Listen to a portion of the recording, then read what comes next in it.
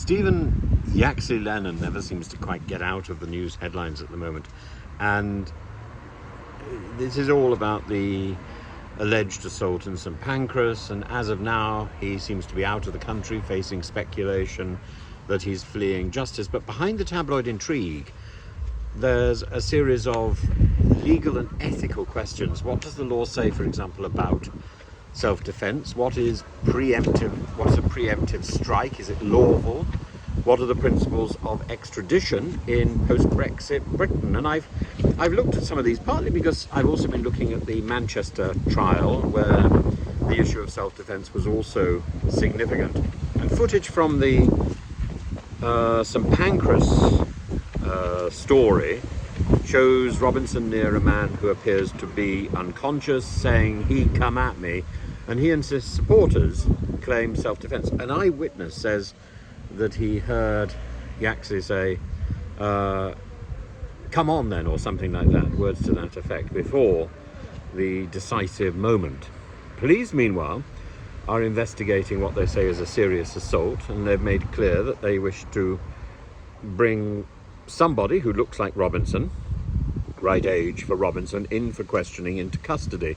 And if Robinson remains abroad, therefore, authorities may seek an Interpol red notice, a tool to flag a suspect internationally for potential extradition.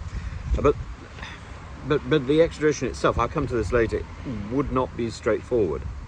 The legal foundation for self-defense in England and Wales lies in both common law and in statute.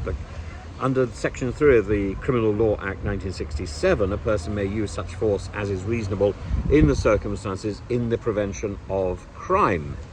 The common law position is the person may use any reasonable force to defend themselves, others, or property, but the key term here is reasonable. And the Crown Prosecution Service says the guidance is that a preemptive strike may be lawful if the threat is imminent, but not if the attacker has been neutralized or is retreating. There's a 2008 case which I found with a fellow called Owino, and it's instructive. A person may use such force as is reasonable in the circumstances as he believes them to be. So a mistaken belief could still be honest and could still be the basis of a defense, but it could not be rooted in malice or disproportionate reaction. So the question here probably would be, was there an imminent threat to Robinson's safety? And if so, and he acted proportionately, then the defense that he was acting in self-defense would succeed. But if the response was excessive or occurred after the threat ended, it becomes a criminal assault. I still come back to the point that I was making in earlier videos, that the complete absence of any sort of security in St Pancras is shocking. So if somebody was following you, what would you do?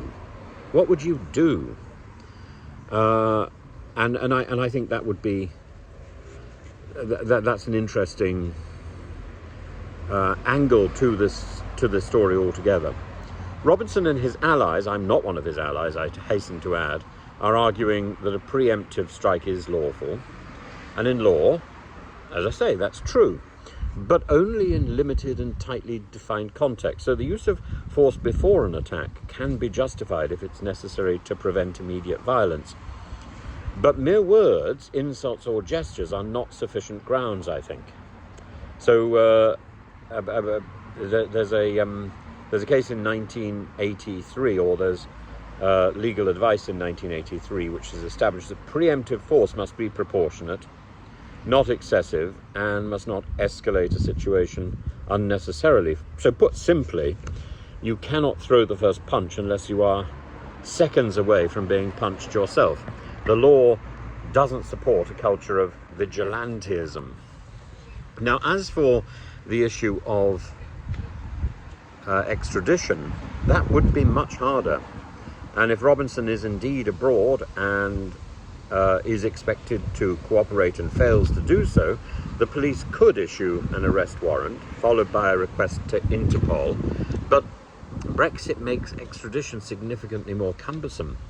The old European arrest warrant system, which offered near automatic extradition within the EU, no longer applies to the UK. So the UK must now rely on slower mutual legal assistance treaties and Interpol mechanisms which are subject to local jurisdiction discretion.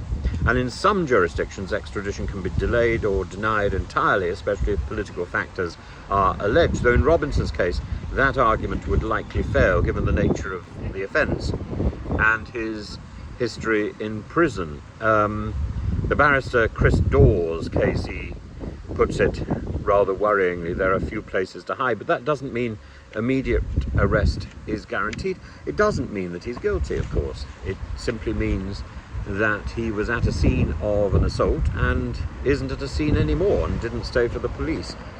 Maybe he thought the police were never going to come. Maybe. They took 10 minutes to come. That is an agreed time in the Met, but it does seem unreasonably tardy in a public space like a major train station where there is a police station on site.